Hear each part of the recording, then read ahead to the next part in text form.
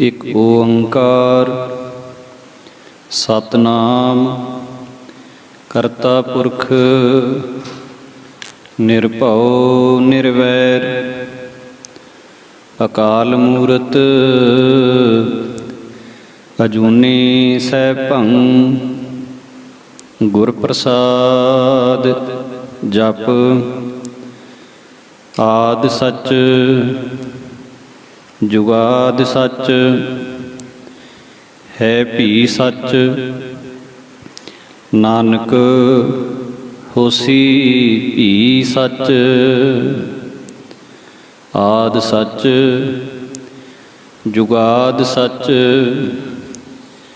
ਹੈ ਭੀ ਸੱਚ ਨਾਨਕ ਹੋਸੀ ਭੀ ਸੱਚ।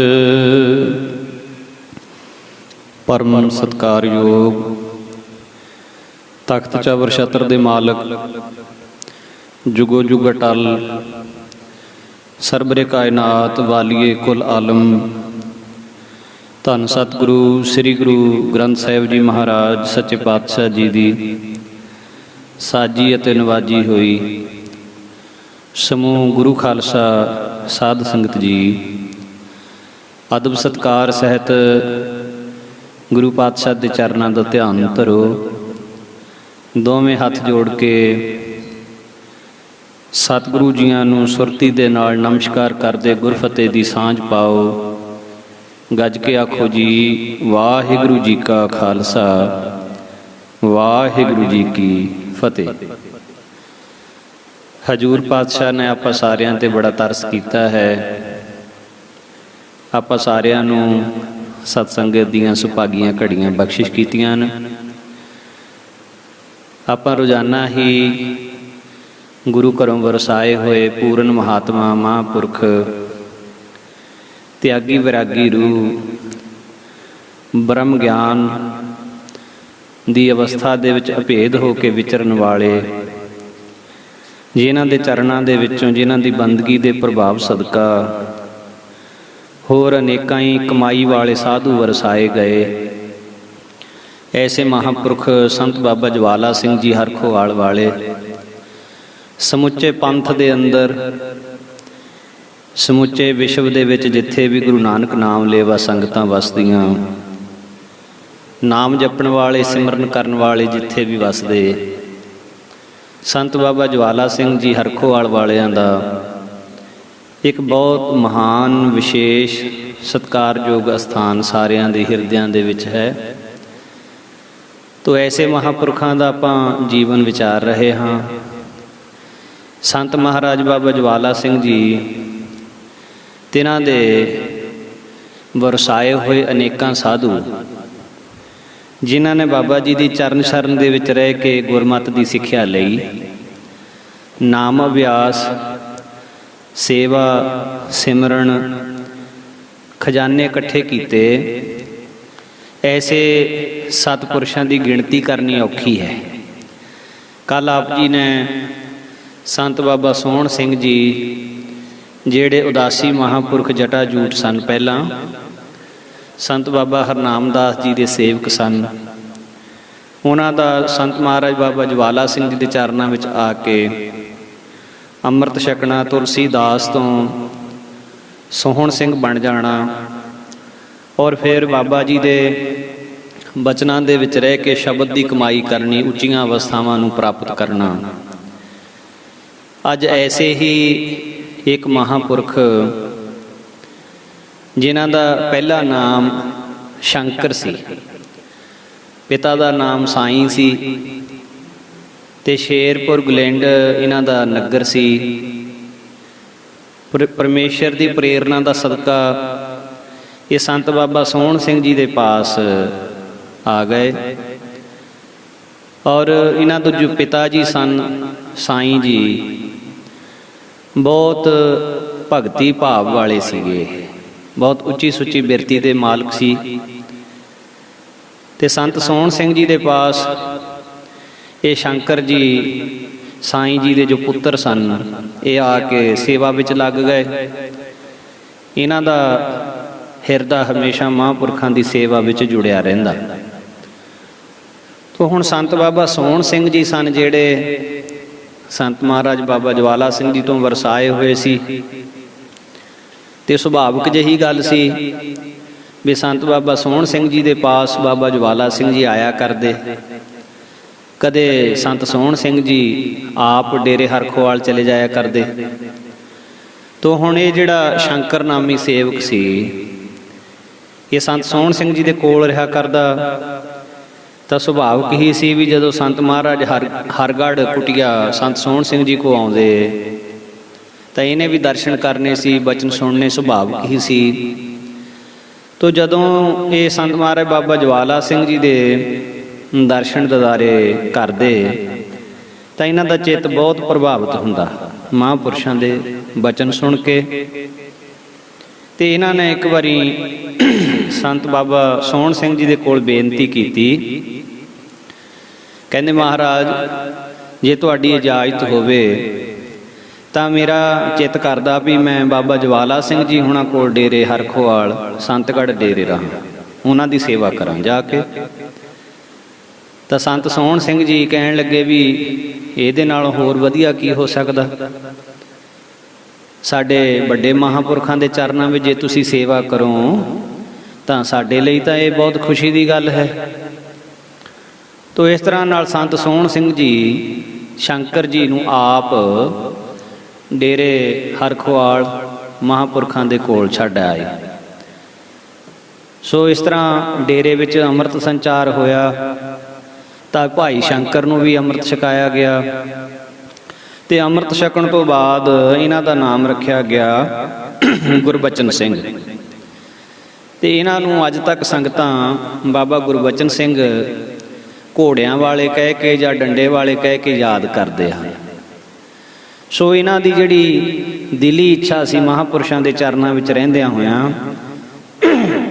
भी संत महाराज बाबा ज्वाला सिंह जी जदों भी किते जांदे हन पैदल जांदे हन ते क्यों ना इदां होवे भी महापुरुषां दे कोल एक वधिया नस्ल दा घोड़ा होवे, संत महाराज उस घोड़े की सवारी करन, घोड़े ते जाण जिथे भी जाना।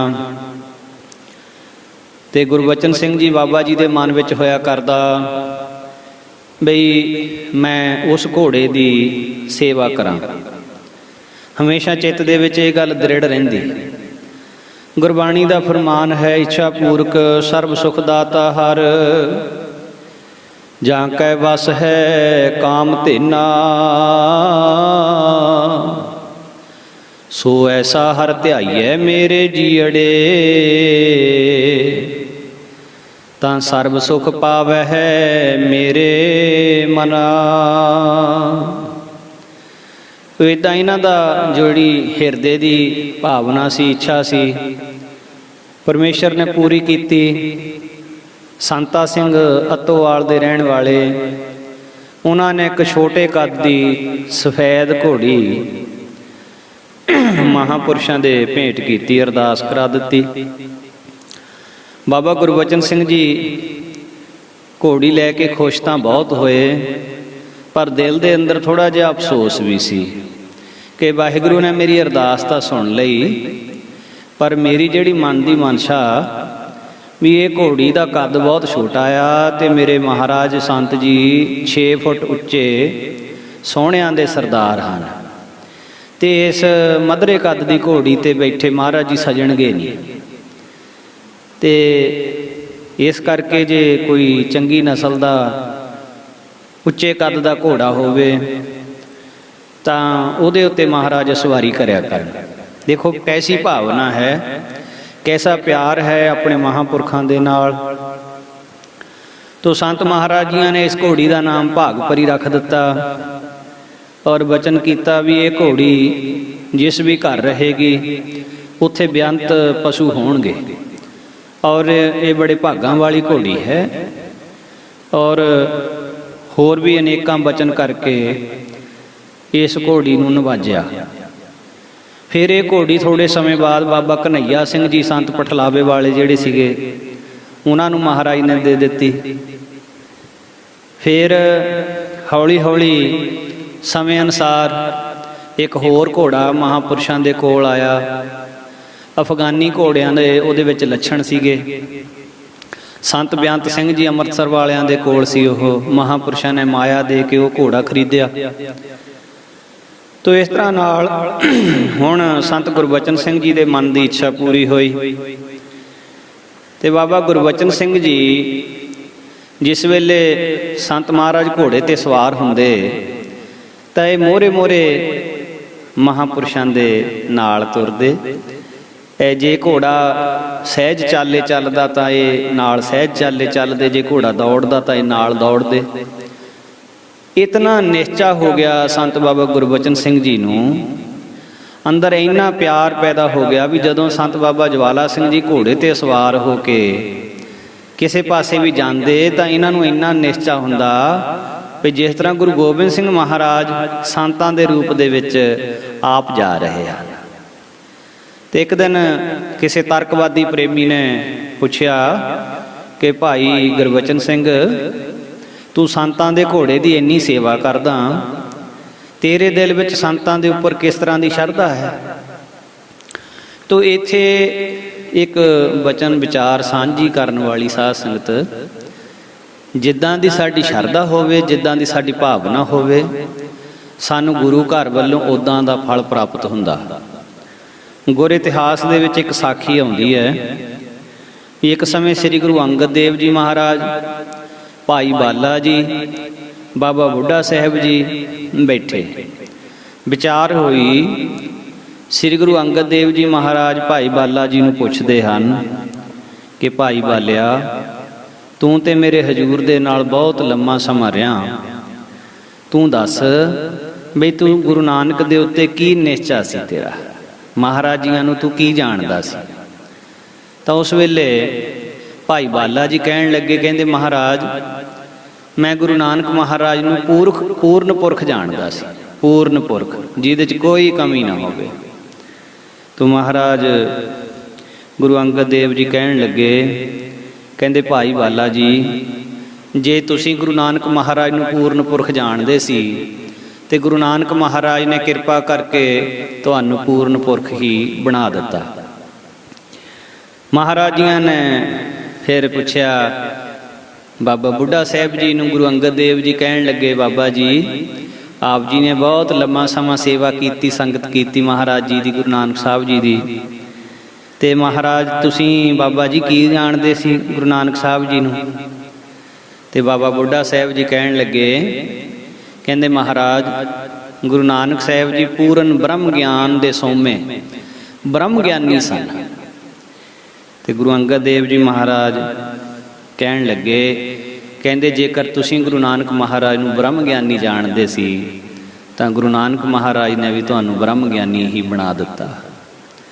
ਹੁਣ ਭਾਈ ਬਾਲਾ ਜੀ ਤੇ ਬਾਬਾ ਬੁੱਢਾ ਸਾਹਿਬ ਦੋਵਾਂ ਨੇ ਹੱਥ ਜੋੜ ਕੇ ਬੇਨਤੀ ਕੀਤੀ, ਕਹਿੰਦੇ ਮਹਾਰਾਜ, ਆਪ ਜੀ ਪਾਤਸ਼ਾਹ ਦੀਆਂ ਬੇਅੰਤ ਖੁਸ਼ੀਆਂ ਲਈ ਬੈਠੇ ਹੋ, ਆਪ ਜੀ ਵੀ ਅੱਜ ਇਹ ਕਿਰਪਾ ਕਰਕੇ ਸਾਨੂੰ ਦੱਸੋ ਵੀ ਆਪ ਜੀ ਗੁਰੂ ਨਾਨਕ ਮਹਾਰਾਜ ਨੂੰ ਕੀ ਜਾਣਦੇ ਸੀ?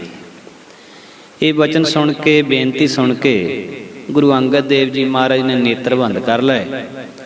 ਕੁਝ ਸਮੇਂ ਬਾਅਦ ਨੇਤਰਾਂ ਦੇ ਵਿੱਚੋਂ ਬੈਰਾਗ ਦੇ ਦੋ ਹੰਝੂ ਨਿਕਲੇ ਤੇ ਬਹੁਤ ਪਿਆਰ ਦੇ ਨਾਲ ਸ੍ਰੀ ਗੁਰੂ ਅੰਗਦ ਦੇਵ ਜੀ ਮਹਾਰਾਜ ਬੋਲੇ, ਕਹਿੰਦੇ ਬਾਬਾ ਜੀ, ਭਾਈ ਬਾਲਾ ਜੀ, ਮੇਰੇ ਲਈ ਤਾਂ ਗੁਰੂ ਨਾਨਕ ਮਹਾਰਾਜ ਨਿਰੰਕਾਰ ਸੀਗੇ, ਨਿਰੰਕਾਰ ਤੋਂ ਘੱਟ ਨਹੀਂ ਸਨ।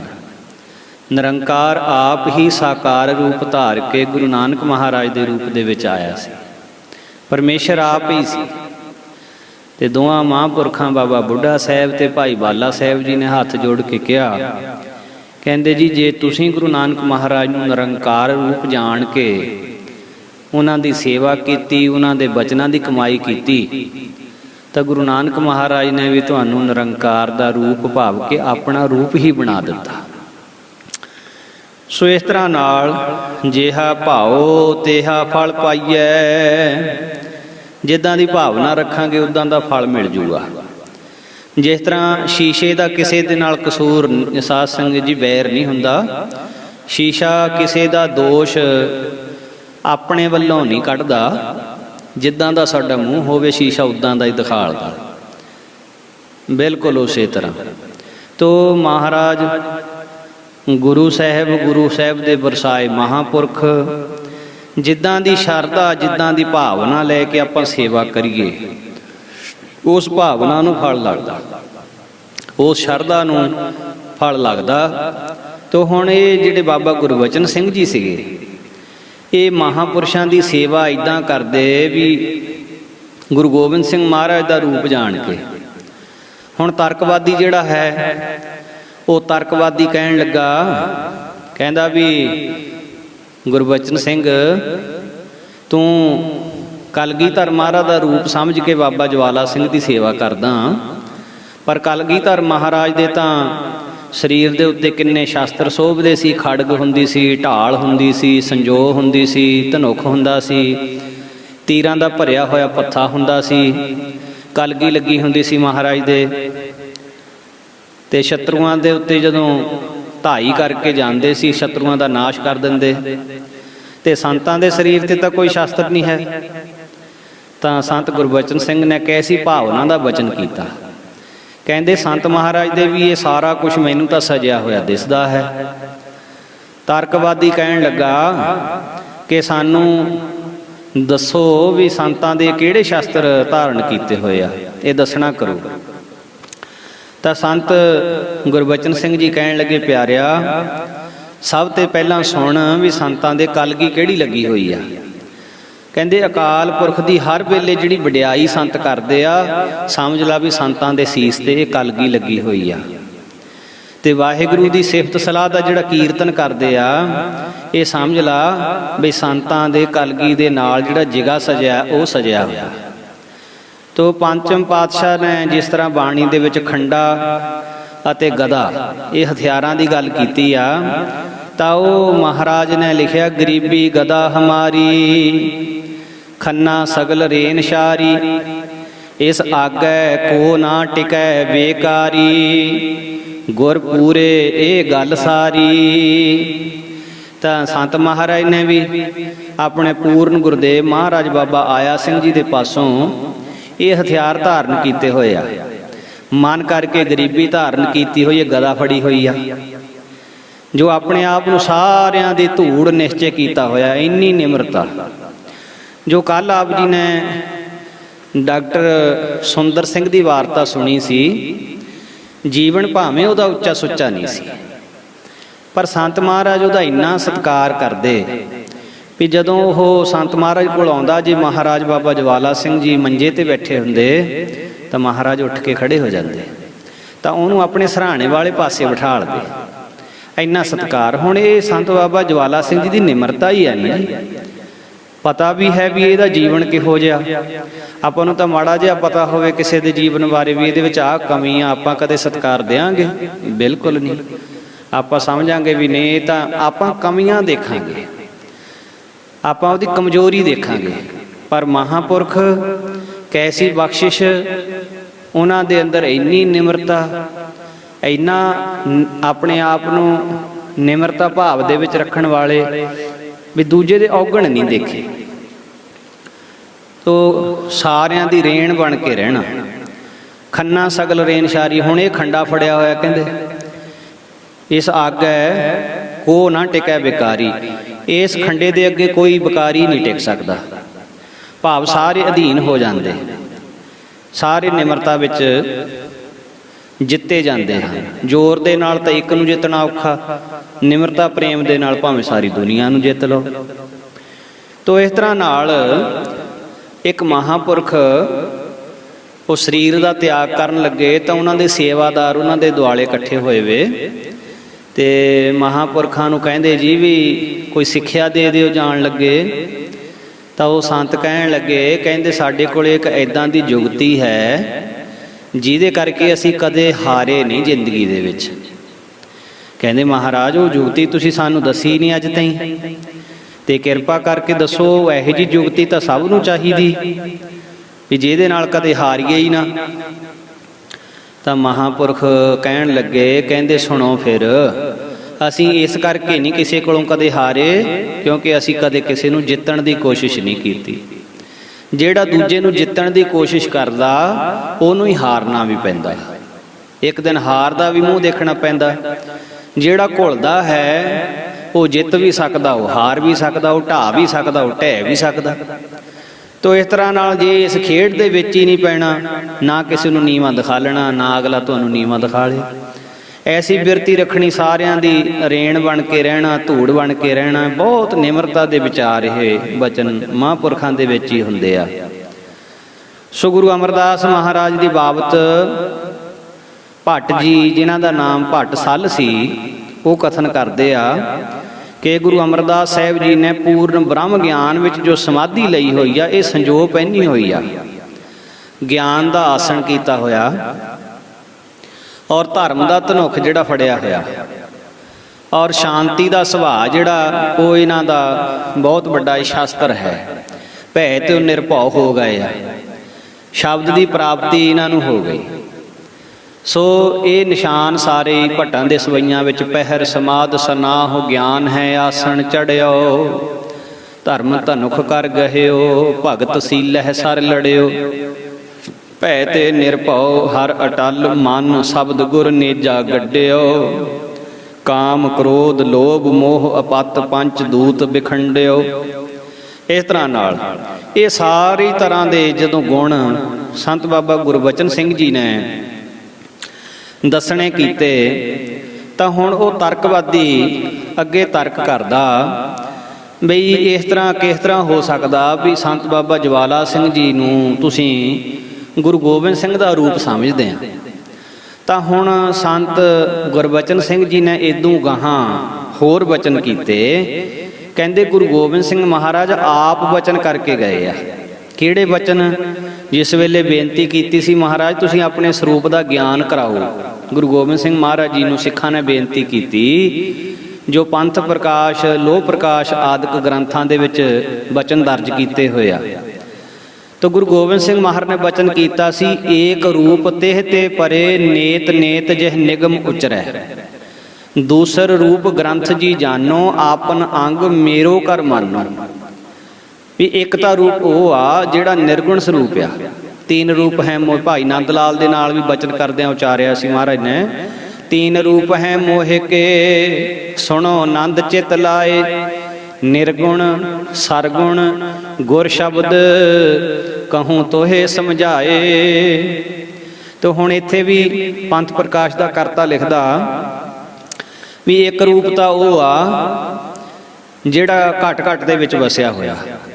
ਦੂਸਰ ਰੂਪ ਗ੍ਰੰਥ ਜੀ ਜਾਨੋ, ਆਪਨ ਅੰਗ ਮੇਰੋ ਕਰ ਮਾਨੋ। ਦੂਸਰਾ ਰੂਪ ਹੈ ਗੁਰੂ ਗ੍ਰੰਥ ਸਾਹਿਬ ਦਾ ਰੂਪ, ਜੋ ਮੁਝ ਸਾਚ ਚਾਹੇ ਕਰ ਬਾਤ।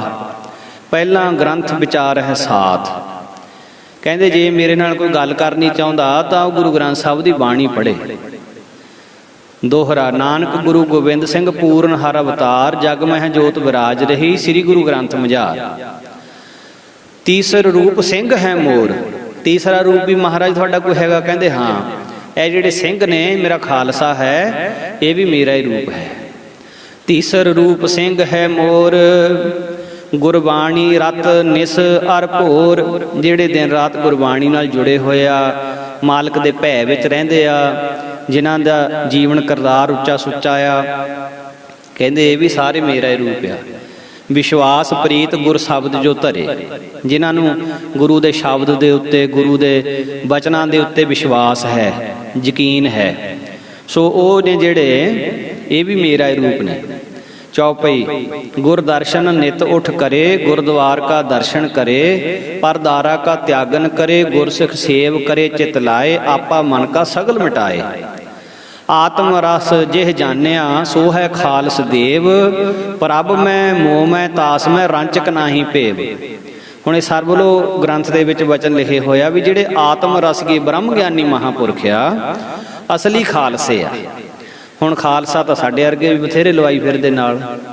ਖਾਲਸਾ ਬਿਲਕੁਲ ਸ਼ੁੱਧ, ਬਿਲਕੁਲ ਜਿਹਦੇ ਵਿੱਚ ਕੋਈ ਖੋਟ ਨਹੀਂ ਹੈ, ਜਿਹੜਾ ਬਿਲਕੁਲ ਪਿਓਰ ਆ। ਤੋ ਐਸੇ ਖਾਲਸੇ ਜਿਹੜੇ ਮਹਾਰਾਜ ਦੇ ਪਿਆਰੇ ਹਨ, ਸੰਤ ਜਨ ਹਨ, ਮਹਾਰਾਜ ਕਹਿੰਦੇ ਪ੍ਰਭ ਮੈਂ ਮੋਹ ਮੈਂ ਤਾਸ ਮੈਂ, ਪਰਮੇਸ਼ਰ ਵਿੱਚ, ਸਾਡੇ ਵਿੱਚ ਤੇ ਐਸੇ ਖਾਲਸੇ ਵਿੱਚ ਰੰਚਕ ਨਾਹੀ ਪੇ। ਇੱਕ ਰੱਤੀ ਭਰ ਵੀ ਫਰਕ ਨਹੀਂ ਹੈ, ਰੱਤੀ ਭਰ ਵੀ। ਸੋ ਇਸ ਤਰ੍ਹਾਂ ਨਾਲ ਐਸੀ ਦ੍ਰਿੜਤਾ, ਐਸਾ ਪਿਆਰ ਸੰਤ ਬਾਬਾ ਗੁਰਬਚਨ ਸਿੰਘ ਜੀ ਦਾ ਬਾਬਾ ਜਵਾਲਾ ਸਿੰਘ ਜੀ ਮਹਾਰਾਜ ਦੇ ਨਾਲ ਸੀ। ਤੋ ਕਾਫੀ ਸਮਾਂ ਮਹਾਰਾਜ ਦੇ ਚਰਨਾਂ ਵਿੱਚ ਰਹਿ ਕੇ ਇਹ ਸੇਵਾ, ਇੰਨਾ ਨਿਤਨੇਮ ਸੀ ਬਾਬਾ ਗੁਰਬਚਨ ਸਿੰਘ ਜੀ ਦਾ, ਇੰਨਾ ਸਿਮਰਨ ਸੀ ਵੀ 78 ਮਾਲਾ 200 ਮਾਲਾ ਰੋਜ਼ ਮੂਲ ਮੰਤਰ ਦਾ ਅਭਿਆਸ ਕਰਦੇ ਸੀ। 200 ਮਾਲਾ ਸੇਵਾ ਕਰਦੇ ਨਾਲ ਨਾਲ 200 ਮਾਲਾ 78, ਤੇ ਇੰਨਾ ਜ਼ਿਆਦਾ ਅਭਿਆਸ ਸੀ ਉਹਨਾਂ ਦਾ। ਜੇਠ ਹਾੜ ਦੇ ਮਹੀਨੇ ਤਪਦੀ ਰੇਤ ਉੱਤੇ 3-3 ਘੰਟੇ ਚੌਂਕੜਾ ਲਾ ਕੇ ਬੈਠੇ ਰਹਿੰਦੇ, ਜੇਠ ਹਾੜ ਦੇ ਮਹੀਨੇ ਵਿੱਚ। ਤੇ ਸਰਦੀਆਂ ਦੇ ਮੌਕੇ ਕਦੇ ਵੀ ਗਰਮ ਕੱਪੜਾ ਨਾ ਪਾਉਣਾ, ਖੱਦਰ ਦਾ ਮੋਟਾ ਖੇਸ ਇਹ ਕਦੇ ਉੱਪਰ ਨਾ ਲੈਣਾ। ਇੱਕ ਮਲਮਲ ਦੀ ਚਾਦਰ ਰੱਖੀ ਹੋਈ ਸੀ ਤੇ ਸਾਰੀ ਰਾਤ ਮਲਮਲ ਦੀ ਚਾਦਰ ਦੀ ਬੁੱਕਲ ਮਾਰ ਕੇ ਬੈਠੇ ਰਹਿੰਦੇ। ਦੇਖੋ ਕੈਸੇ ਕੈਸੇ ਮਹਾਤਮਾ ਜਦੋਂ ਹੁਣ ਆਪਾਂ ਪੜ੍ਹਦੇ ਵਿਚਾਰਦੇ ਹਾਂ ਤਾਂ ਪਤਾ ਲੱਗਦਾ ਵੀ ਮਹਾਰਾਜ ਦੇ ਪਿਆਰੇ ਕਿੰਨੀ ਸ਼ਰਧਾ, ਕਿੰਨੇ ਪਿਆਰ ਵਿਰਾਗ ਦੇ ਨਾਲ ਭਗਤੀ ਕਰਦੇ ਸੀ। ਤੇ ਆਪਾਂ ਨੂੰ ਤਾਂ ਸਰੀਰਕ ਸੁੱਖ ਵੀ ਇੰਨੇ ਹੈਗੇ, ਫਿਰ ਵੀ ਆਪਾਂ ਜੁੜ ਕੇ ਨਹੀਂ ਰਹਿੰਦੇ। ਤੇ ਪਰ ਮਹਾਰਾਜ ਦੇ ਪਿਆਰਿਆਂ ਨੇ ਜਿਨ੍ਹਾਂ ਨੇ ਬੰਦਗੀਆਂ ਕੀਤੀਆਂ, ਕਿੰਨੀ ਘਾਲਣਾ ਘਾਲੀ। ਤੋ ਇਸ ਤਰ੍ਹਾਂ ਨਾਲ ਬਾਬਾ ਗੁਰਬਚਨ ਸਿੰਘ ਜੀ ਸਹਿਜ ਸੁਭਾਅ, ਇੱਕ ਦਿਨ ਸੰਤ ਮਹਾਰਾਜ ਬਾਬਾ ਜਵਾਲਾ ਸਿੰਘ ਜੀ ਬਚਨ ਕਰਨ ਲੱਗੇ। ਕਹਿੰਦੇ, ਗੁਰਬਚਨ ਸਿੰਘ ਤੇਰੀ ਕੀ ਇੱਛਾ ਹੈ, ਗੁਰੂ ਬਣਨ ਦੀ ਇੱਛਾ ਕਿ ਚੇਲਾ ਬਣਨ ਦੀ ਇੱਛਾ? ਤਾਂ ਬਾਬਾ ਗੁਰਬਚਨ ਸਿੰਘ ਨੇ ਸਹਿਜ ਸੁਭਾਅ ਬਚਨ ਕੀਤਾ। ਕਹਿੰਦੇ ਆ ਜਿਹੜਾ ਪਹਿਲਾ ਬਚਨ ਕੀਤਾ ਇਹ ਫਲੀਭੂਤ ਕਰ ਦਿਓ, ਭਾਵ ਕਿ ਗੁਰੂ ਬਣਾ ਦਿਓ। ਫਿਰ ਸੰਤ ਮਹਾਰਾਜ ਕਹਿੰਦੇ ਚੰਗਾ, ਫਿਰ ਹੁਣ ਮਾਝੇ ਦੇ ਇਲਾਕੇ ਦੇ ਵਿੱਚ ਸੈਦੋ ਲੇਲ ਪਿੰਡ, ਕਹਿੰਦੇ ਉੱਥੇ ਜਾਓ, ਆਪਣਾ ਜਪ ਤਪ ਕਰੀ ਜਾਓ, ਤੁਹਾਡਾ ਸੰਗਤਾਂ ਬਹੁਤ ਸਤਿਕਾਰ ਕਰਨਗੀਆਂ, ਬਹੁਤ ਆਦਰ ਹੋਏਗਾ ਤੁਹਾਡਾ। ਇਸ ਤਰ੍ਹਾਂ ਫਿਰ ਮਾਝੇ ਦੇ ਵਿੱਚ ਸੰਤ ਮਹਾਰਾਜ ਬਾਬਾ ਗੁਰਬਚਨ ਸਿੰਘ ਜੀ ਆਪਣੀ ਸੇਵਾ ਸਫਲੀ ਕਰਕੇ ਮਹਾਂਪੁਰਖਾਂ ਦੇ ਹੁਕਮ ਦੇ ਨਾਲ ਫਿਰ ਉੱਥੇ ਚਲੇ ਗਏ। ਬਹੁਤ ਸੰਗਤਾਂ ਮਹਾਂਪੁਰਖਾਂ ਨੇ ਤਾਰੀਆਂ, ਬਹੁਤ ਸੰਗਤਾਂ ਨੂੰ ਨਾਮ ਜਪਾਇਆ, ਸਿਮਰਨ ਕਰਾਇਆ, ਔਰ ਆਪਣੀ ਸਾਰੀ ਰਹਿੰਦੀ ਜ਼ਿੰਦਗੀ ਸੰਤ ਬਾਬਾ ਗੁਰਬਚਨ ਸਿੰਘ ਜੀ ਨੇ ਬਹੁਤ ਭਗਤੀ ਕਰਦਿਆਂ ਤੇ ਕਰਾਉਂਦਿਆਂ ਹੋਇਆਂ ਬਤੀਤ ਕੀਤੀ। ਤੋ ਇੱਕ ਸਮਾਂ ਆਇਆ, ਸੰਤ ਮਹਾਰਾਜ ਦੇ ਚਰਨਾਂ ਦੇ ਵਿੱਚ ਸਰਦਾਰ ਬਾਵਾ ਸਿੰਘ ਉਹਨ ਬੇਨਤੀ ਕੀਤੀ ਵੀ ਮਹਾਰਾਜ ਮੈਂ ਤੁਹਾਡੇ ਚਰਨਾਂ ਵਿੱਚ ਕਾਰ ਭੇਟ ਕਰਨੀ ਆ, ਆਪ ਜੀ ਨੂੰ ਆਉਣ ਜਾਣ ਵਾਸਤੇ ਤੰਗੀ ਨਾ ਰਹੇ। ਬਵੇਲੀ ਪਿੰਡ ਦੇ ਸੀ ਸਰਦਾਰ ਬਾਵਾ ਸਿੰਘ ਠੇਕੇਦਾਰ, ਤੇ ਕਹਿੰਦੇ ਸੀ ਵੀ ਮੈਂ ਕਾਰ ਭੇਟ ਕਰਨੀ ਆ ਤੇ ਜਿੱਥੇ ਵੀ ਜਾਣਾ ਹੋਵੇ ਆਪ ਜੀ ਕਾਰ ਦੇ ਵਿੱਚ ਜਾਓ। ਤਾਂ ਸੰਤ ਬਾਬਾ ਜਵਾਲਾ ਸਿੰਘ ਜੀ ਮੰਨਣ ਨਾ, ਕਹਿੰਦੇ ਅਸੀਂ ਕਾਰ ਕੀ ਕਰਨੀ। ਉਹ ਫੇਰ ਹੱਠ ਕਰੀ ਜਾਵੇ, ਕਹਿੰਦੇ ਮਹਾਰਾਜ ਮੈਂ ਤਾਂ ਕਾਰ ਤੁਹਾਨੂੰ ਜ਼ਰੂਰ ਭੇਟ ਕਰਨੀ ਆ। ਤੇ ਮਹਾਂਪੁਰਸ਼ ਕਹਿੰਦੇ ਬਾਬਾ ਸਿੰਘ ਕਾਰ ਨੂੰ ਚਲਾਊਗਾ ਤਾਂ ਕੋਈ ਡਰਾਈਵਰ ਹੀ? ਕਹਿੰਦੇ ਹਾਂ ਮਹਾਰਾਜ। ਕਹਿੰਦੇ ਸੰਤ ਕਹਿੰਦੇ ਨਾ ਤਾਂ ਸਾਨੂੰ ਕਾਰ ਚਲਾਉਣੀ ਆਉਂਦੀ, ਨਾ ਸਾਡੇ ਨਾਲ ਜੋ ਬਾਬਾ ਗੱਜਣ ਸਿੰਘ ਨਾ ਇਹਨੂੰ ਕਾਰ ਚਲਾਉਣੀ ਆਉਂਦੀ, ਨਾ ਸਾਡੇ ਰਹਿਣ ਵਾਲੇ ਹੋਰ ਕਿਸੇ ਸਿੰਘ ਨੂੰ ਕਾਰ ਚਲਾਉਣੀ ਆਉਂਦੀ, ਤਾਂ ਫਿਰ ਸਾਨੂੰ ਡਰਾਈਵਰ ਰੱਖਣਾ ਪਊ ਕਾਰ ਚਲਾਉਣ ਵਾਸਤੇ। ਉਦੋਂ ਬਾਅਦ ਫੇਰ ਜਦ ਕੋਈ ਗੱਡੀ 'ਚ ਖਰਾਬੀ ਆਊ ਉਹ ਵੀ ਕੰਮ ਕਰਾਉਣਾ ਪਊ ਸਾਨੂੰ, ਫੇਰ ਤੇਲ ਦਾ ਵੀ ਫਿਕਰ ਰਹੂ। ਸਾਡਾ ਫਕੀਰਾਂ ਦਾ ਤਾਂ ਕੰਮ ਇਹੋ ਜਿਹਾ ਵੀ ਕਈ ਵਾਰੀ ਤਾਂ ਮਾਇਆ ਸਾਡੇ ਕੋਲੋਂ ਘੁੰਡ ਕੱਢ ਜਾਂਦੀ ਆ, ਭਾਵ ਕਿ ਮਾਇਆ ਬਿਲਕੁਲ ਚਾਲੇ ਪਾ ਜਾਂਦੀ ਹੈ। ਤੇ ਸਾਡਾ ਤਾਂ ਫਕੀਰਾਂ ਦਾ ਇਹੋ ਜਿਹਾ ਕੰਮ ਆ, ਤੇ ਜੇ ਤੇਰੀ ਕਾਰ ਅਸੀਂ ਰੱਖਾਂਗੇ ਤਾਂ ਸਾਡੀ ਤਾਂ ਸੁਰਤੀ ਹਰ ਵੇਲੇ ਕਾਰ ਵਿੱਚ ਲੱਗੀ ਰਹਿਣੀ ਵੀ ਅਸੀਂ ਇਸ ਕਾਰ ਨੂੰ ਕਿਸ ਤਰ੍ਹਾਂ ਨਾਲ ਹੁਣ ਚਲਾਉਣਾ, ਗਾਹਾਂ ਠੀਕ ਰੱਖਣਾ, ਤੇਲ ਪਵਾਉਣਾ, ਟਾਇਰਾਂ ਦੀ ਫਿਕਰ, ਇੰਜਣ ਦੀ ਫਿਕਰ, ਕਿੰਨੇ ਤਰ੍ਹਾਂ ਦੀਆਂ ਫਿਕਰਾਂ ਰਹੂ। ਤੇ ਉਹ ਕਹਿੰਦਾ ਮਹਾਰਾਜ ਜਿਵੇਂ ਮਰਜ਼ੀ ਆ, ਤੇ ਮੈਂ ਤਾਂ ਕਾਰ ਭੇਟ ਕਰਨੀ ਜ਼ਰੂਰ।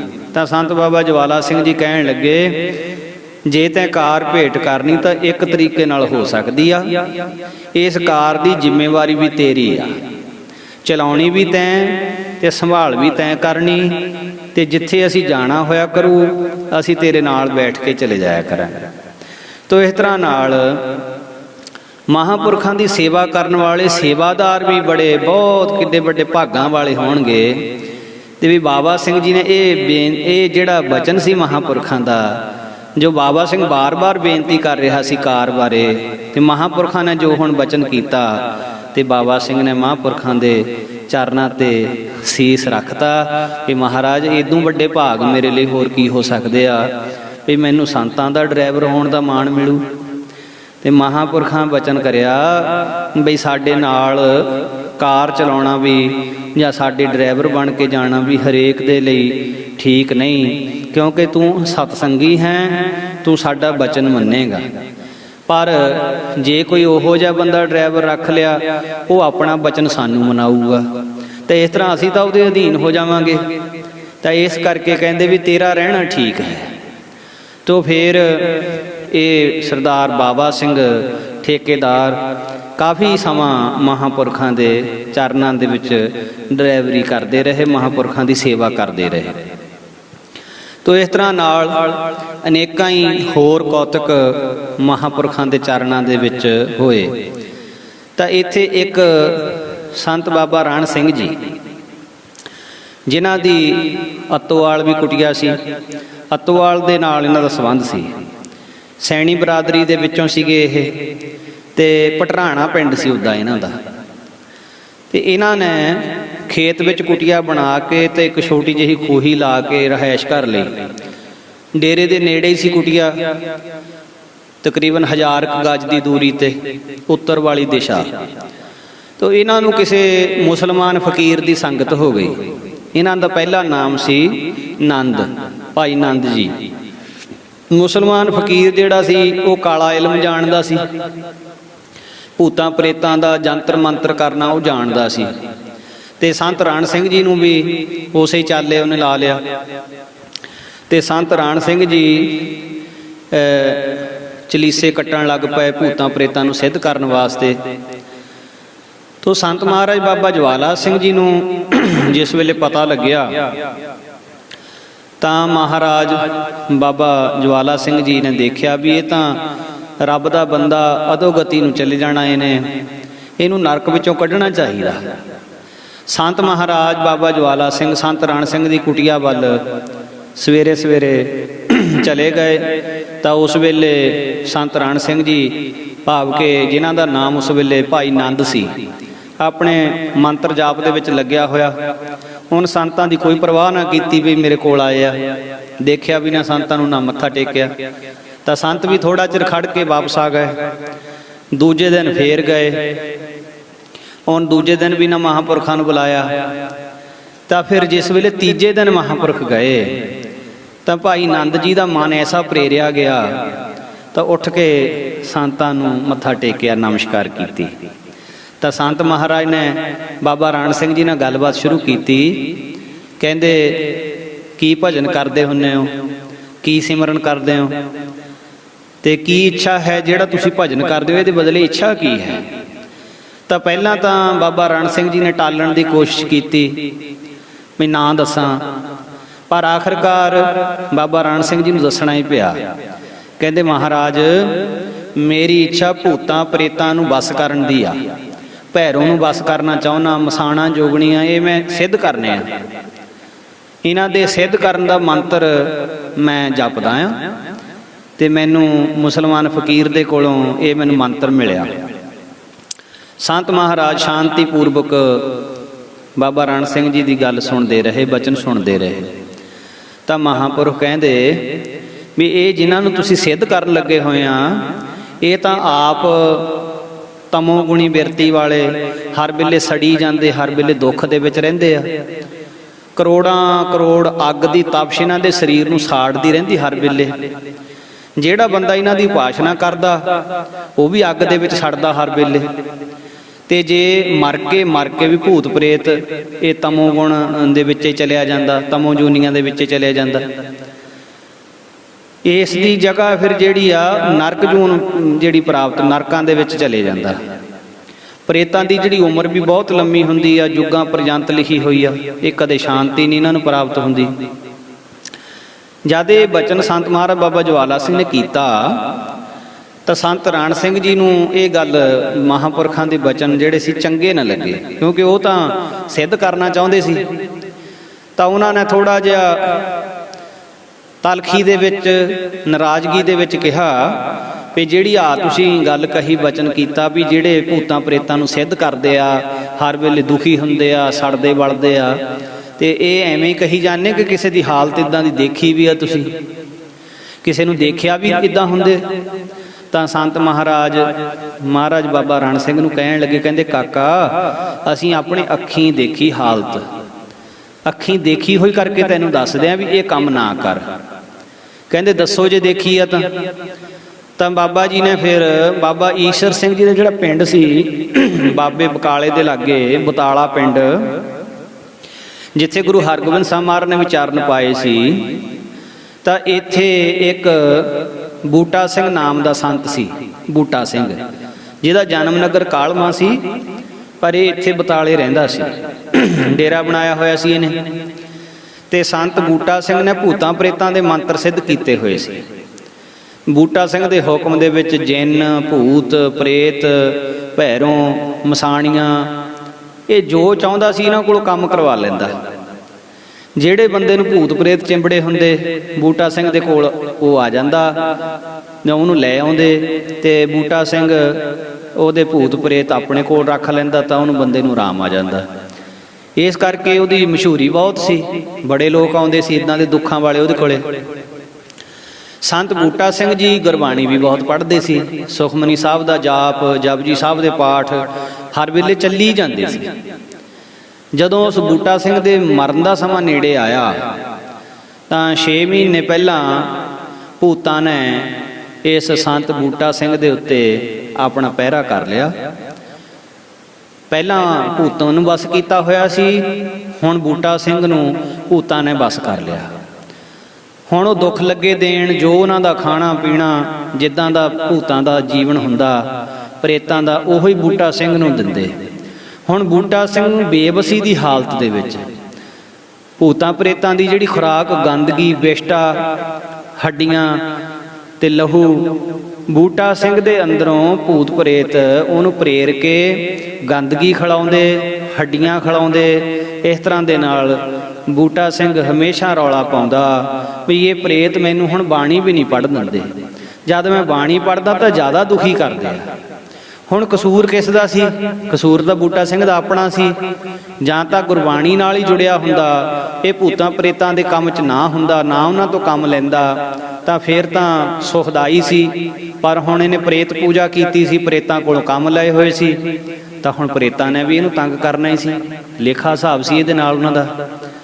ਤਾਂ ਸੰਤ ਮਹਾਰਾਜ ਕਹਿੰਦੇ, ਕਾਕਾ ਰਣ ਸਿੰਘ, ਮਹਾਰਾਜ ਬਾਣੀ ਵਿੱਚ ਕਹਿੰਦੇ ਆ, ਪੈਰੋਂ ਭੂਤ ਸੀਤਲਾ ਧਾਵੈ, ਖਰ ਬਾਹਨ ਉਹ ਸ਼ਾਰ ਉਡਾਵੈ। ਭਾਵ ਕਿ ਜਿਹੜੇ ਭੈਰੋਂ ਦੀ ਉਪਾਸ਼ਨਾ ਕਰਦੇ ਆ, ਜੇਕਰ ਉਪਾਸ਼ਨਾ ਸਿੱਧ ਹੋ ਜਾਵੇ, ਉਪਾਸ਼ਨਾ ਪੂਰੀ ਹੋ ਜਾਵੇ, ਤਾਂ ਉਹਨਾਂ ਨੂੰ ਭੈਰੋਂ ਬਣਨਾ ਪੈਣਾ। ਭੈਰੋਂ ਸਾਰੇ ਭੂਤਾਂ ਦਾ ਸਰਦਾਰ, ਹੁਕਮਰਾਨ। ਤੇ ਜੇ ਉਪਾਸ਼ਨਾ ਪੂਰੀ ਨਾ ਹੋਈ ਤਾਂ ਭੈਰੋਂ ਦੀ ਜਿਹੜੀ ਸਵਾਰੀ ਆ, ਭੈਰੋਂ ਜਿਹਦੇ ਉੱਤੇ ਸਵਾਰ ਹੋ ਕੇ ਜਾਂਦਾ, ਤਾਂ ਉਹ ਕੁੱਤਾ ਬਣਨਾ ਪੈਣਾ।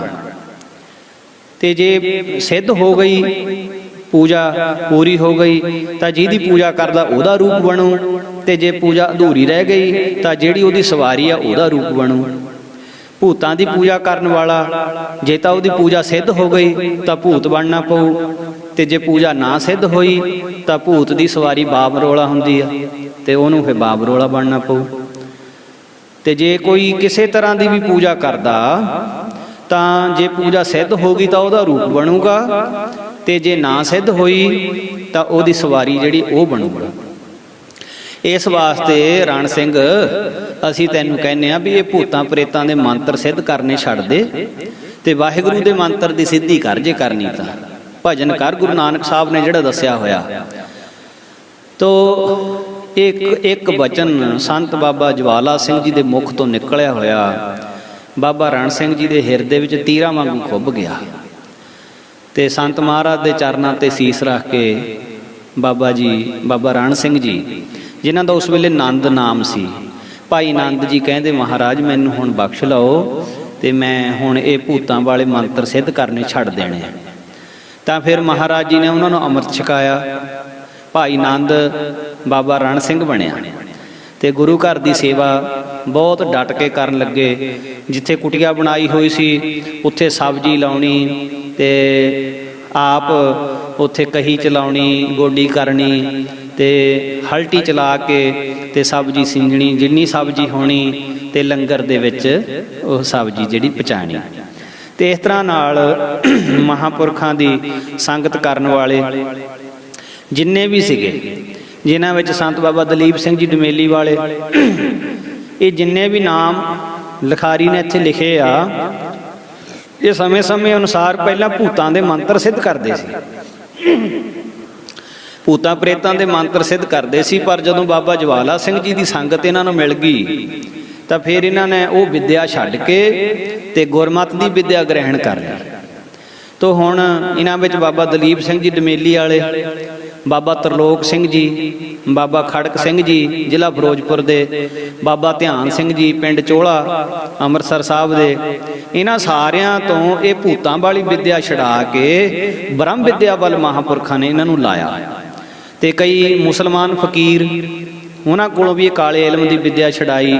अली अकबर जी बजवाड़े वाले संत ते होर कई मुसलमान फकीर उन्हां दे कोलों महापुरखां ने ये भूतां वाली विद्या छड़ा के ते उन्हां नूं ब्रह्म विद्या परमेश्वर की भगती वाले पासे लाया। फिर महापुरख संगतां दा उद्धार करते हुए होर अनेकां थावां दीयां यात्रावां भी कीतियां, अनेकां थावां ते महापुरख गए। संत महाराज सदा अपने गुरुदेव दे बचनां नूं, बाबा आया सिंह साहब महाराज दे बचनां नूं अपने हिरदे दे अंदर अटल मनदे और अपने जीवन दे विच उन्हां बचनां दी कमाई करदे। संत महाराज जी नूं संतां दे गुरुदेव महाराज बाबा आया सिंह जी दा हुक्म सी कि सदा पूर्ण पुरखां दी संगत करदे रहना। जदों कि बाबा ईशर सिंह जी ज्योति जोत समा गए तां बाबा ईशर सिंह जी तो बाद संत महाराज बाबा हीरा सिंह जी जो कि पिंड बिहाले रहिंदे सी, बिहाले पिंड दे जंपल सीगे, ते इन्हां ने अपने पिंड बाहर खेतां विच कुटिया बनाई हुई सी, बहुत महा तपस्या कीती। बाबा हीरा सिंह जी महाराज बिहाले वालियां ने 40 साल भोरा कट्टिया, 40 साल भोरे विच ही रहे। और बाबा जी हीरा सिंह जी महाराज बिहाले वाले इतनी ज़्यादा भगती कीती बई ऐदा कुब पै गया सी महापुरखां दा भोरे विच बैठियां बैठियां, और इसे तरह वो रहिंदे सी। ते एक बार दी वारता संत बाबा गुरबचन सिंह जी खालसा भिंडरां वाले महापुरख हरखवाल आए हुए ते कथा चल रही सी, ते संत बाबा ज्वाला सिंह जी बैठे कथा सुन रहे सी। ते जिस वेले कथा दे विच शब्द आया गुरमुख रोम रोम हर ध्यावै, गुरमुख सगली गणत मिटावै। जदों इस वचन की कथा संत गुरबचन सिंह जी महाराज ने की तां सारी संगत बहुत प्रसन्न हुई। कथा तो बाद जदों संत इकट्ठे बैठे बाबा गुरबचन सिंह जी ते संत ज्वाला सिंह जी, ते संत महाराज बाबा ज्वाला सिंह जी कहन लगे, कहंदे बाबा जी अज बहुत रस बनिया कथा दा, बहुत आनंद बनिया। जो ये तुसी कथा कीती है, बचन सुनाए हन, इहो जिहे किसी साधु दे दर्शन भी कीते जिहदे रोम रोम दे विचों नाम चलदा होवे, जिहदे रोम रोम दे विचों सिमरन चलदा होवे, इहो जिहे किसी साधु दे दर्शन भी कीते। तो संत बाबा गुरबचन सिंह जी कहन लगे, कहंदे जी दर्शन तां नहीं कीते। जदों बाबा सुंदर सिंह जी भिंडरां वाले हॉस्पिटल दे विच सीगे ते उस वेले डॉक्टर स्टैथोस्कोप ला के ते बाबा सुंदर सिंह जी दा जिस वेले चैकअप कर रहा सी, ते बाबा सुंदर सिंह जी दे शरीर विचों वाहिगुरू वाहिगुरू दी आवाज़ डॉक्टर ने सुनी सी, ते उस डॉक्टर ने सानू दस्सिया सी। ते संत महाराज बाबा ज्वाला सिंह जी कहंदे भी वो तां फिर डॉक्टर ने सुनी ना, तुसी सुनी? कहंदे जी नहीं असी नहीं सुनी। ते कहंदे फिर इहो जे गुरसिखां दा किस तरह निश्चा होवे भी इहो जे गुरमुख जिन्हां दे रोम रोम दे विचों नाम चलदा होवे। पर कहंदे जो गुरु महाराज ने बाणी च लिखिया 3 काल सात्या झूठ नहीं है। ਤੇ ਉਸ ਵੇਲੇ ਫਿਰ ਬਾਬਾ ਜਵਾਲਾ ਸਿੰਘ ਜੀ ਨੇ ਬਚਨ ਸੁਣਾਇਆ। ਕਹਿੰਦੇ ਅਸੀਂ ਕਿਸੇ ਮਹਾਂਪੁਰਖ ਦੇ ਦਰਸ਼ਨ ਕਰਨ ਗਏ। ਬਾਗ ਦੇ ਵਿੱਚ ਉਹਨਾਂ ਨੇ ਆਪ ਦੀ ਕੁਟੀਆ ਬਣਾਈ ਹੋਈ ਸੀ। ਕਹਿੰਦੇ ਜਿਸ ਵੇਲੇ ਅਸੀਂ ਉਸ ਬਾਗ ਦੇ ਵਿੱਚ ਦਾਖਲ ਹੋਏ ਤਾਂ ਬਾਗ ਦੇ ਵਿੱਚ ਜਿੰਨੇ ਦਰਖਤ ਸੀਗੇ ਲੱਗੇ ਹੋਏ, ਉਹ ਦਰਖਤਾਂ ਦੇ ਪੱਤਿਆਂ ਵਿੱਚੋਂ ਵੀ ਸਾਨੂੰ ਸਤਨਾਮ ਵਾਹਿਗੁਰੂ ਸਤਨਾਮ ਵਾਹਿਗੁਰੂ ਦੀਆਂ ਆਵਾਜ਼ਾਂ ਸੁਣਦੀਆਂ ਸੀ। ਕਹਿੰਦੇ ਅਸੀਂ ਇਸ ਆਵਾਜ਼ ਨੂੰ ਸੁਣ ਕੇ ਬਹੁਤ ਪਿਆਰ ਤੇ ਬਰਾਗ ਦੇ ਵਿੱਚ ਆਏ ਵੀ ਜਿਹੜੇ ਮਹਾਤਮਾ ਇੱਥੇ ਰਹਿੰਦੇ ਬਹੁਤ ਭਗਤੀ ਵਾਲੇ ਆ, ਜਿਨ੍ਹਾਂ ਦੇ ਬੰਦਗੀ ਦੇ ਪ੍ਰਤਾਪ ਸਦਕਾ ਦਰਖਤਾਂ ਦੇ ਪੱਤਿਆਂ ਵਿੱਚੋਂ ਵੀ ਨਾਮ ਚੱਲ ਰਿਹਾ। ਤਾਂ ਫਿਰ ਕਹਿੰਦੇ ਜਿਸ ਵੇਲੇ ਅਸੀਂ ਅੱਗੇ ਗਏ, ਮਹਾਤਮਾ ਆਪਣੇ ਭੋਰੇ ਵਿੱਚ ਬੈਠੇ ਸੀ ਕੁਟੀਆ 'ਚ, ਤੇ ਅਸੀਂ ਕਹਿੰਦੇ ਉੱਥੇ ਜਿਸ ਵੇਲੇ ਨੇੜੇ ਜਾ ਕੇ ਬੈਠੇ ਤਾਂ ਜਿਸ ਕੁਟੀਆ ਦੇ ਵਿੱਚ ਸੰਤ ਬੈਠੇ ਸੀ, ਉਹਦੀਆਂ ਇੱਟਾਂ ਵਿੱਚੋਂ ਵੀ ਸਤਨਾਮ ਵਾਹਿਗੁਰੂ ਦੀਆਂ ਆਵਾਜ਼ਾਂ ਆ ਰਹੀਆਂ ਸੀ। ਕਹਿੰਦੇ ਅਸੀਂ ਹੋਰ ਵੀ ਅਚਰਜ ਹੋਏ ਵੀ ਕੈਸੇ ਪੂਰਨ ਮਹਾਤਮਾ, ਵੀ ਇਹ ਨਿਰਜੀਵ ਜਿਹੜੀਆਂ ਇੱਟਾਂ ਹਨ ਜਿਨ੍ਹਾਂ ਦੇ ਵਿੱਚ ਸਜੀਵ ਸ਼ਕਤੀ ਨਹੀਂ ਹੈ, ਇਹਨਾਂ ਦੇ ਵਿੱਚੋਂ ਵੀ ਸਤਨਾਮ ਵਾਹਿਗੁਰੂ ਦੀ ਆਵਾਜ਼ ਆ ਰਹੀ। ਕੈਸੀ ਬੰਦਗੀ ਹੈ ਇਸ ਮਹਾਤਮਾ ਦੀ। ਕਹਿੰਦੇ ਜਿਸ ਵੇਲੇ ਫਿਰ ਉਹ ਮਹਾਂਪੁਰਖ ਸਮੇਂ ਅਨੁਸਾਰ ਆਪਣੀ ਕੁਟੀਆ ਵਿੱਚੋਂ ਬਾਹਰ ਆ ਕੇ ਸਾਨੂੰ ਮਿਲੇ, ਉਹਨਾਂ ਨੇ ਸਾਨੂੰ ਗਲਵੱਕੜੀ ਵਿੱਚ ਲਿਆ।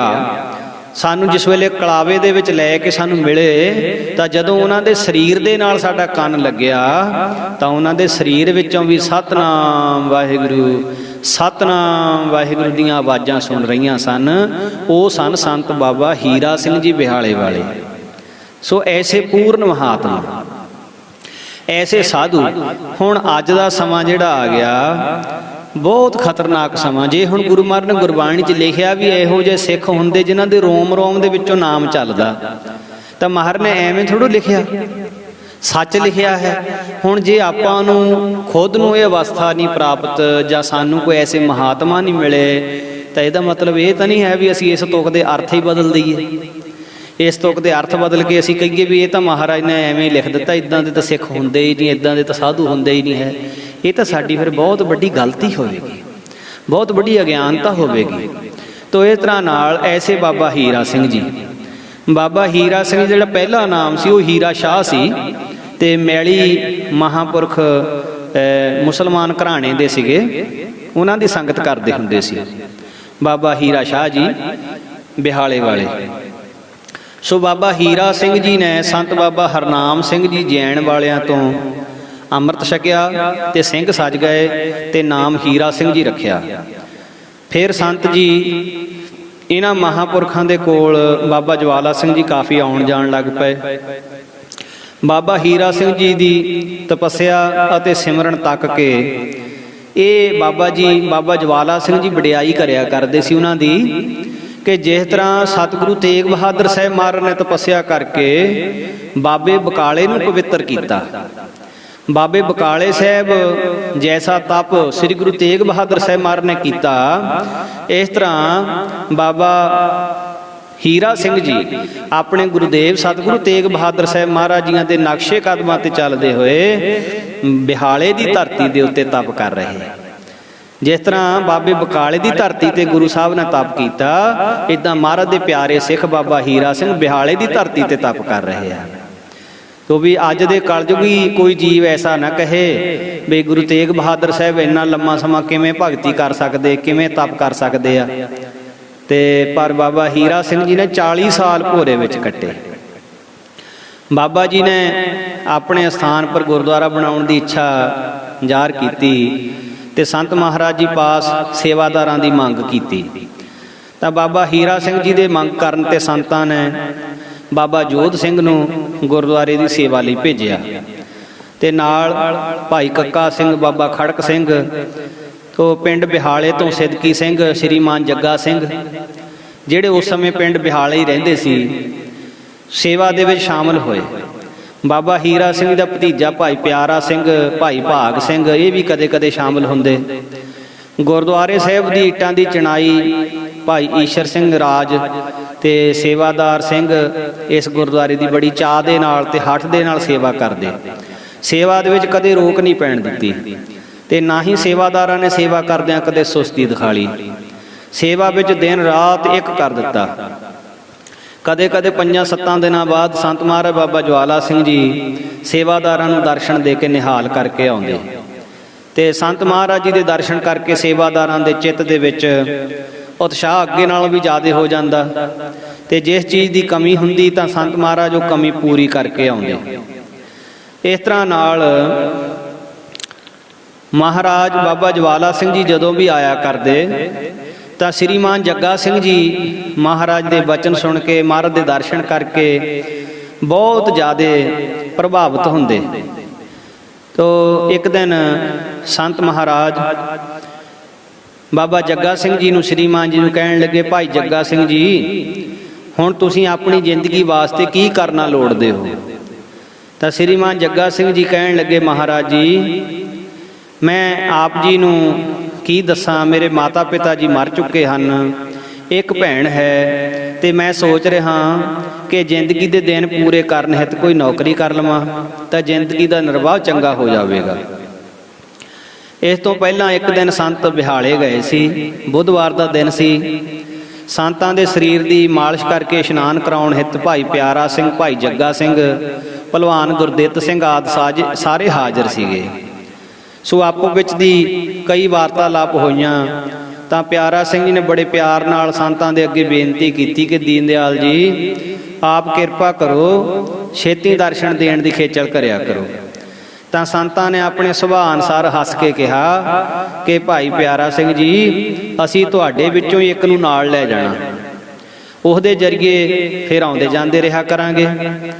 ਤਾਂ ਸੰਤਾਂ ਨੇ ਸ਼੍ਰੀਮਾਨ ਜੱਗਾ ਸਿੰਘ ਨੂੰ ਪੁੱਛ ਕੇ ਬੜੇ ਪਿਆਰ ਨਾਲ ਅੰਮ੍ਰਿਤ ਭਰੇ ਬਚਨਾਂ ਨਾਲ ਕਿਹਾ, ਜੱਗਾ ਸਿੰਘ ਜੀ, ਤੂੰ ਸਾਡੀ ਨੌਕਰੀ ਕਰ ਲੈ। ਤਾਂ ਜੱਗਾ ਸਿੰਘ ਜੀ ਆਖਣ ਲੱਗੇ, ਹਜੂਰ, ਮੈਂ ਡੇਰੇ ਨਹੀਂ ਰਹਿ ਸਕਦਾ ਤੇ ਆਪ ਜੀ ਦੇ ਨਾਲ ਹੀ ਰਿਹਾ ਕਰਾਂ। ਤਾਂ ਸੰਤਾਂ ਨੇ ਕਿਹਾ, ਤੈਨੂੰ ਡੇਰੇ ਤਾਂ ਹੀ ਛੱਡਾਂਗੇ ਜਦੋਂ ਤੂੰ ਡੇਰੇ ਰਹਿਣ ਦੇ ਯੋਗ ਹੋ ਗਿਆ। ਉਸੇ ਦਿਨ ਤੋਂ ਤੇ ਸ਼੍ਰੀਮਾਨ ਜੱਗਾ ਸਿੰਘ ਜੀ ਸੰਤਾਂ ਦੀ ਅਰਦਲ ਦੇ ਵਿੱਚ ਅਰਦਲੀ ਬਣ ਕੇ ਰਹਿਣ ਲੱਗ ਪਏ। ਤਕਰੀਬਨ 2 ਸਾਲ ਸੰਤਾਂ ਦੇ ਨਾਲ ਰਹਿ ਕੇ ਸੰਤਾਂ ਦੀ ਸੇਵਾ ਕਰਦੇ ਰਹੇ। 2 ਸਾਲ ਤੋਂ ਬਾਅਦ ਫਿਰ ਡੇਰੇ ਦੀ ਜ਼ਿੰਮੇਵਾਰੀ ਸ਼੍ਰੀਮਾਨ ਦੇ ਰੂਪ ਦੇ ਵਿੱਚ ਇਹਨਾਂ ਨੂੰ ਸੰਭਾਲੀ, ਤੇ ਸ਼੍ਰੀਮਾਨ ਬਾਬਾ ਜੱਗਾ ਸਿੰਘ ਜੀ ਨੇ ਆ ਜ਼ਿੰਦਗੀ ਆਪਣੀ ਇਹ ਸੇਵਾ ਨਿਭਾਈ ਮਹਾਂਪੁਰਖਾਂ ਦੇ ਚਰਨਾਂ ਵਿੱਚ। ਤੋ ਇਸ ਤਰ੍ਹਾਂ ਨਾਲ ਜਿੰਨੇ ਵੀ ਸੇਵਾਦਾਰ ਮਹਾਂਪੁਰਖਾਂ ਦੇ ਚਰਨਾਂ ਵਿੱਚ ਆਏ, ਬੇਅੰਤ ਕਮਾਈਆਂ ਵਾਲੇ, ਬੇਅੰਤ ਭਗਤੀ ਕਰਨ ਵਾਲੇ, ਜਿਨ੍ਹਾਂ ਦੀ ਮਹਿਮਾ ਵਰਣਨ ਕਰਨੀ ਬਹੁਤ ਔਖੀ ਹੈ।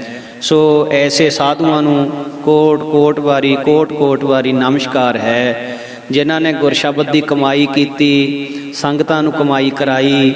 ਔਰ ਅੱਜ ਵੀ ਉਹਨਾਂ ਦੇ ਜਦੋਂ ਬਚਨ ਆਪਾਂ ਪੜ੍ਹਦੇ ਹਾਂ, ਸੁਣਦੇ ਹਾਂ, ਇਹਨਾਂ ਬਚਨਾਂ ਨੂੰ ਸੁਣ ਕੇ ਬਹੁਤ ਪਿਆਰ ਉਪਜਦਾ ਹੈ, ਬਹੁਤ ਪਿਆਰ। ਅੱਜ ਦਾ ਸਮਾਂ ਨਾਸਤਿਕਤਾ ਦੀ ਭਾਵਨਾ ਇੰਨੀ ਜ਼ਿਆਦਾ ਵੱਧ ਗਈ, ਇਸ ਤਰ੍ਹਾਂ ਨਾਲ ਪ੍ਰਚਾਰ ਹੋ ਰਿਹਾ ਵੀ ਜੁੜਿਆਂ ਹੋਇਆਂ ਨੂੰ ਤੋੜਨ ਦੀਆਂ ਗੱਲਾਂ ਚੱਲ ਰਹੀਆਂ।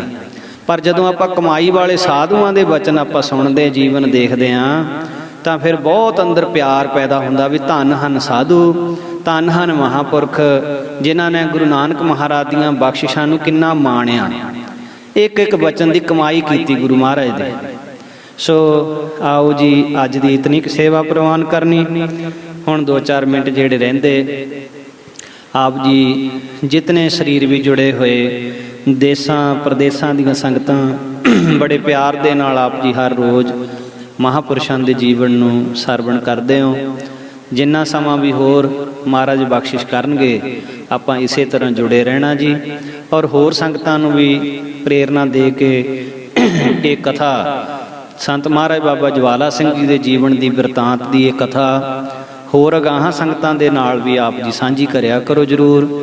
ਔਰ ਇਹਨੂੰ ਹਿਰਦੇ ਵਿੱਚ ਵਸਾਉਣ ਦਾ ਯਤਨ ਕਰਨਾ ਬਈ ਗੁਰਸ਼ਬਦ ਦੀ ਜੇ ਕੋਈ ਕਮਾਈ ਕਰਦਾ ਤਾਂ ਇਹ ਗੁਰਸ਼ਬਦ ਦੀ ਕਮਾਈ ਕਰਨੀ, ਸਿਮਰਨ ਕਰਨਾ ਕੋਈ ਐਵੇਂ ਚੀਜ਼ ਨਹੀਂ ਹੈ, ਇਹ ਬਹੁਤ ਵੱਡੀ ਬਖਸ਼ਿਸ਼ ਹੈ ਗੁਰੂ ਮਹਾਰਾਜ ਦੀ। ਤੇ ਜੇ ਤੋਂ ਮਹਾਰਾਜ ਕਰਾਉਣ ਤੇ ਉਹ ਕਰ ਸਕਦਾ, ਤੇ ਜਿਹੜੇ ਕਰ ਲੈਂਦੇ ਉਹ ਕਿੱਡੀਆਂ ਵੱਡੀਆਂ ਉੱਚੀਆਂ ਪਦਵੀਆਂ ਪ੍ਰਾਪਤ ਕਰ ਜਾਂਦੇ। ਤੋ ਐਸੇ ਮਹਾਂਪੁਰਖਾਂ ਦੇ ਜੀਵਨ ਦੀ ਆਪਾਂ ਵਿਚਾਰ ਸੁਣਦੇ ਰਹਿਣਾ, ਵਿਚਾਰਦੇ ਰਹਿਣਾ। आओ थोड़ा जिहा समा गुरमंत्र का जाप करिए, फिर बेनती रूप शब्द पढ़ के समाप्ति करिए। वाहिगुरु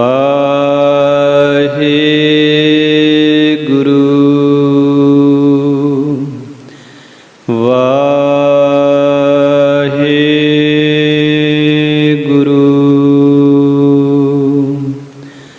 वाहिगुरु वाहिगुरु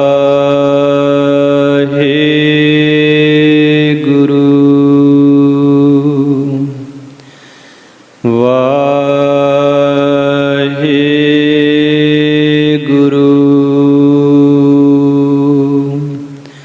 वाहिगुरु वाहिगुरु वाहिगुरु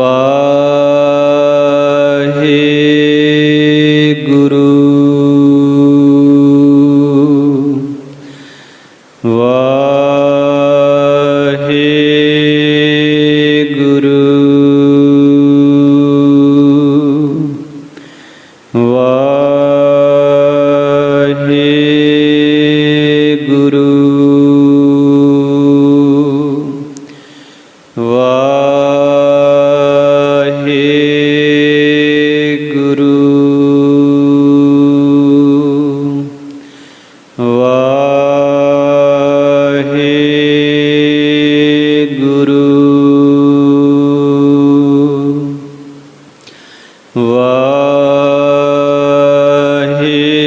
वाहिगुरु वाहिगुरु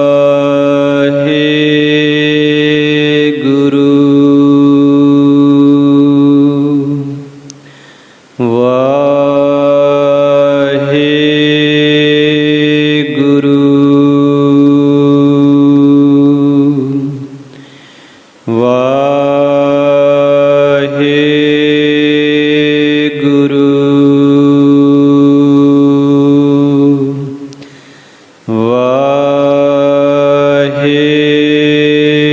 वाहिगुरु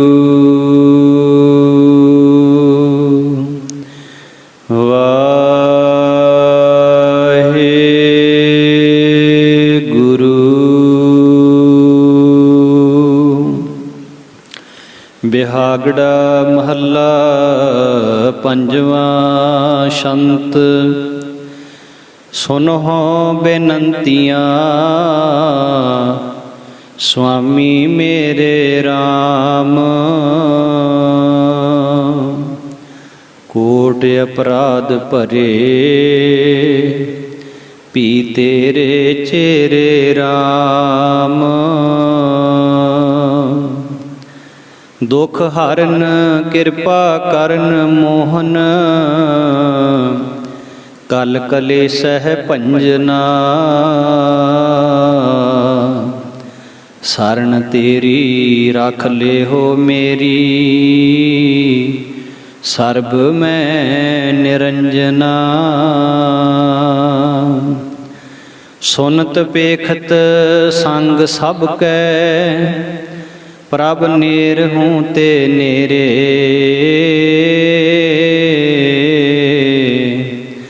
अरदास नानक सुन स्वामी। रख ले हो करके चेरे। सुनत पेखत संग सब कै। प्रभ नेर हूँ ते नेरे। अरदास नानक सुन स्वामी। रख ले हो घर के चेरे।